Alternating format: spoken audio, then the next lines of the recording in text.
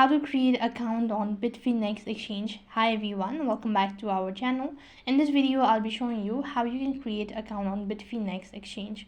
So then to create an account you have to open up a browser or you can use an application. Either way the procedure is going to remain the same. So after that you have to go and tap on the sign up button, and that's going to direct you to this field where you have to create an account. So basically for that you have to provide in your contact information, create a username, create a password, and enter the country of your resident.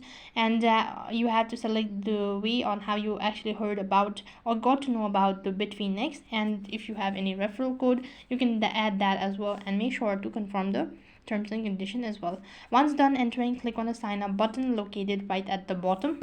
Now you'll be taken to the security page where you have to set up a two-factor authentication. You need to install a Google Authenticator and set a two-factor authentication by scanning all of these, entering the or creating a PIN and all that, and you'll be taken to this field where you'll be notified that you've successfully created your account and that you're all set. That's basically how you can create your Bitfinex exchange account.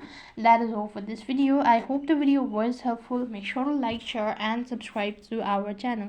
Thank you for watching. See you in the next video.